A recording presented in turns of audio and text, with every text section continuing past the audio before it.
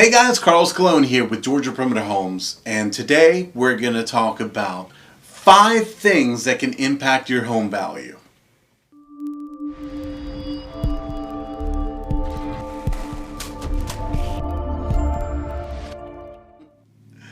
Hey, welcome back. Thank you for tuning in.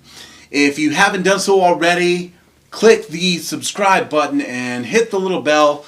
That way you get notifications every time we've got a new video released every week. Today we're going to be talking about what things affect your property value. And specifically we're going to talk about 5 things. Now, there could be a whole lot of other things that could affect value, but these are going to be the biggest ones.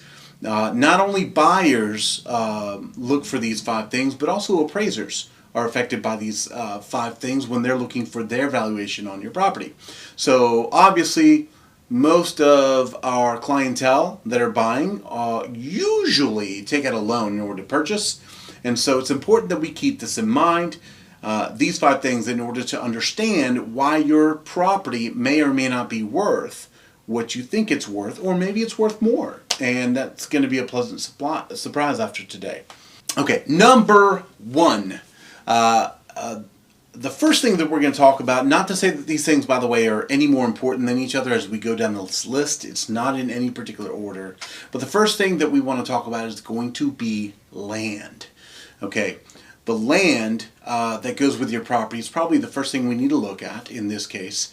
We have several different options for what we mean by land. So the first thing is really going to be, how much land do we really have? And what I mean by that is not the amount of acreage, but the amount of land that we have in relation to our neighbors. Okay, this usually comes into effect when we talk about a subdivision. The reason why this is important is when we're comparing against our neighbors in a subdivision, if our lot or our home that we're selling is actually a double lot or a triple lot, a home that doesn't have that, that's for sale, will definitely, or should not, be valued the same way that you are, as far as land is concerned. And that's important for you to keep in mind. So there is value to that. But this also applies for the amount of land that you have, so the quantity of land. So if we're outside of a subdivision, for example, and we have 30 acres, okay, that is very different than a property that only has 1 acre. That's common sense.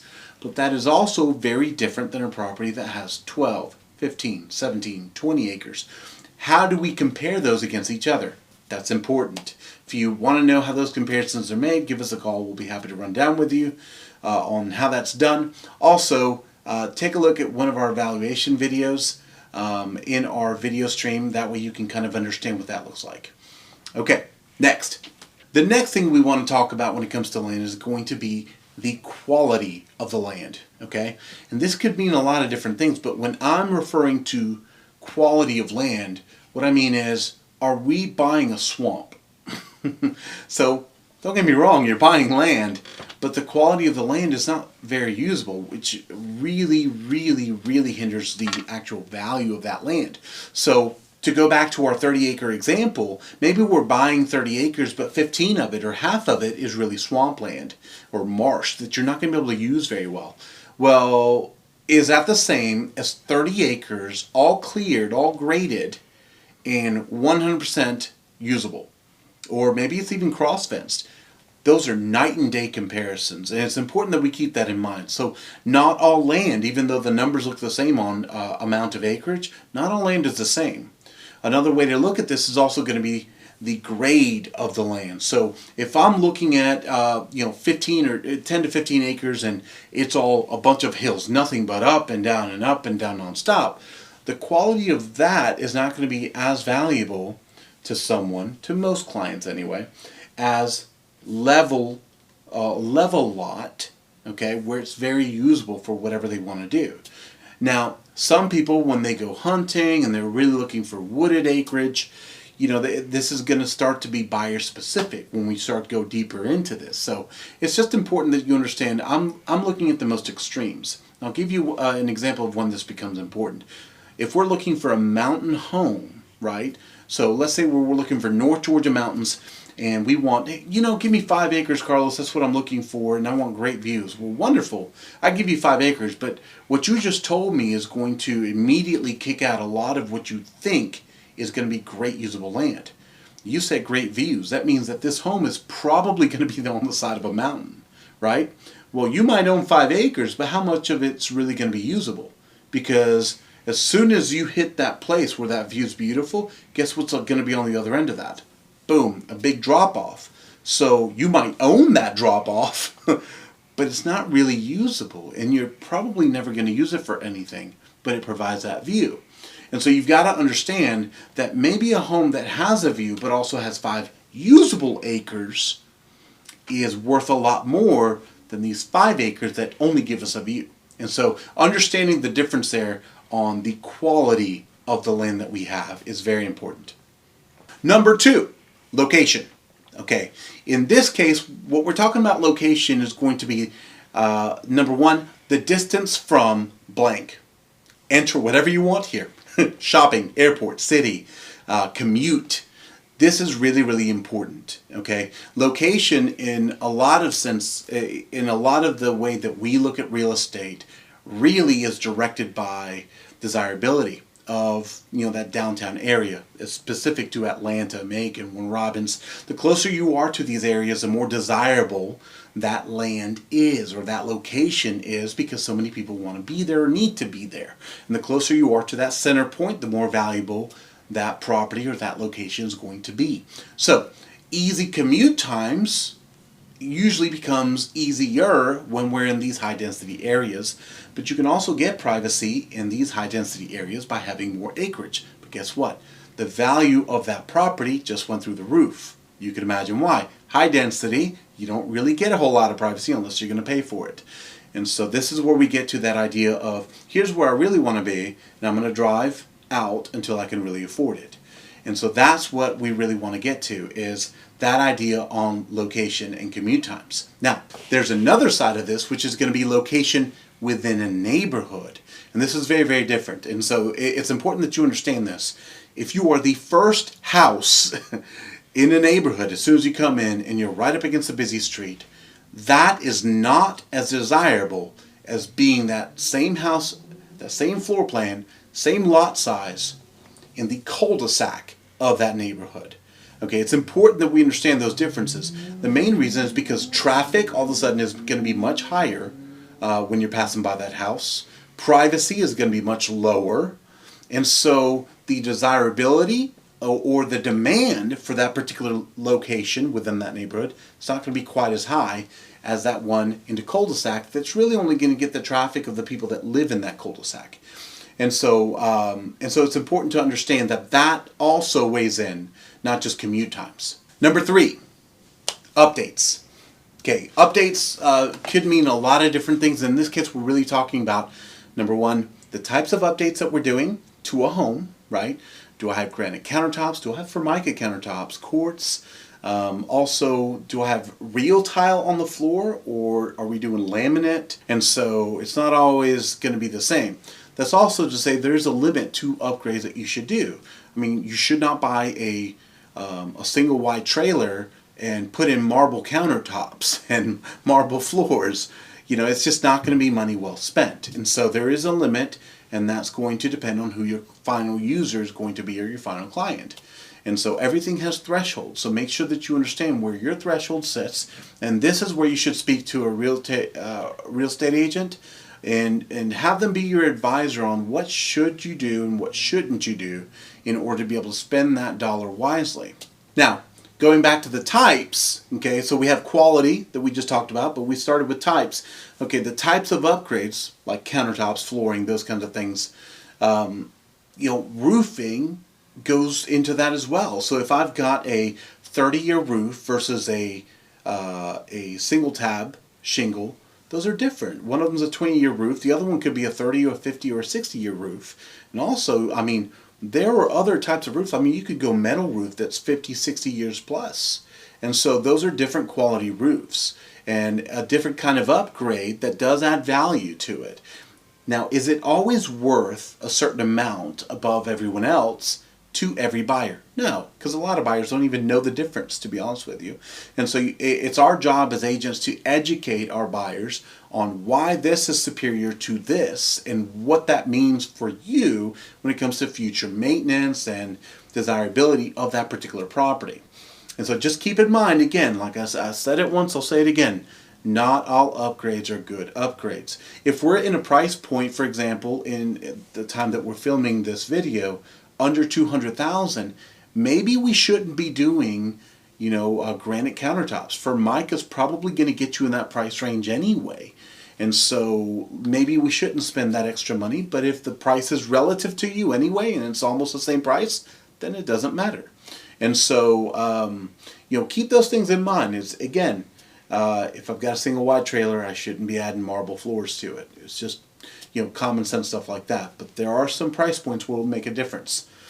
On the flip side of that, if I'm selling a $500,000 home, I shouldn't be installing Formica countertops.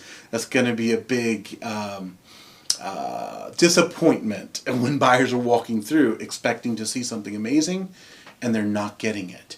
When they feel like they're paying top dollar for something. And there is a balance between that, by the way, between acreage and the quality of upgrades that you have in a property. And you've got to make sure you walk this fine line. And so while this house, this house with 1 acre might be worth $350,000 by itself, this same house with 18 acres is probably worth $500,000 depending on its location. That doesn't mean that this house is upgraded any more than the one with the 1 acre. That just means that the acreage brings that value up. And so just understand where that sits, because if this home was fully upgraded, would it go from 500 to 600,000? Possibly, but the truth is most of the value for that $500,000 is in the acreage, not the house. So you've got to understand at what point you should stop upgrading that home in comparison to, hey, it's the acreage that's really getting us to this number, not the updates over here. Number 4, overall condition. Okay, this is really talking about the structure of the home, how solid it is, also the age. And so when we get to talking about a home, for example, that was built in 1800s, a lot of times they didn't have insulation, for example. And so overall condition here could mean a lot of things. When's the last time this home was actually updated? Okay, and this goes back to the previous point that we were just talking about, but if a home is that old, the overall condition probably won't be as great. Now, this is where we get to some investors that will buy a home like this and what we call put lipstick on a pig and just do the cosmetics without really updating the electrical, the plumbing, which is really where the value is worth for a home like that. So you've just got to be careful there. Your overall condition, how sound is this home? How sound is the structure of the foundation, for example? The roof, when you go up into the attic and check and make sure that the sheathing is nice and dry. We want to talk about overall condition because this heavily affects the value. If you've got a compromised foundation, you've only got 2 options. Number 1, you have to disclose it no matter what. But the second thing is, are we going to sell it as is and just let the new buyer handle this and just tell them what we do know about it? Or number 2, are we going to try to resolve the problem on the front side, get a professional company to come in and repair this and mitigate this as well as possible, and then at that point provide this for the new buyer? How much is that going to cost me versus just selling it as is and not having that headache? And this is where you need to sit down with your real estate agent and let them advise you on this. And make sure that you get several opinions on this, because not every agent knows what they're talking about when it comes to this. So you might want to speak with contractors and then compare that to what these agents are saying to know who's actually saying what they really know versus just throwing something out there, making it sound pretty. The last point I want to leave you with that will affect home value, number 5, is going to be neighborhood. Okay, this is not just talking about a subdivision. This is also talking about properties that are not in subdivisions, even if they have acreage. What is that area like? Okay, and so we're talking about the quality of the neighborhood. This has nothing to do with who lives in that house, but rather how do they take care of their house? What is the appearance on the outside? Does it look like it's a desirable neighborhood? And so that makes people feel comfortable. Also, how much crime has happened in this neighborhood or in this area in the last year, and what kind of crime? that makes a big difference when it comes to the desirability and what buyers say about particular areas. So that makes a big difference. And I say this all the time. You could take any city, and no matter what city it is, it'll have great points in certain places and it'll have bad in certain places. And so you got to understand that does that affect the value of that property, even if the property is the exact same, whether it's here on this part of town versus here. Yeah, I mean, if it's a high crime area over here, yeah, if the buyer knows that, absolutely, they're not going to want that as much as that same property over here. So they might be willing to pay more for it over here. You've got to understand that. There's that give and take in real estate. So as long as you know that about your property in your area, I want you to sit down and look at these 5 bullet points and grade yourself on these things. And make sure that you're really sitting back and look at this from a third-party point of view, because it's easy to get emotional on this and think that your property is better than another. You got to remember, the buyer doesn't see it that way because they've never been in your shoes. They're just comparing apples to apples. So look at the price point you want to be in to sell that home, compare it to what's available for that price point in the area, and then go, okay, does this make sense, yes or no? Because if I was a buyer, would I buy this home or would I buy one of these other ones? And why? Okay? Thank you so much. If you have any questions on this or anything else, please reach out to us at 770-314-1285. We'd be happy to help you. And check out our website for some great properties, www.georgiaperimeterhomes.com. Thanks.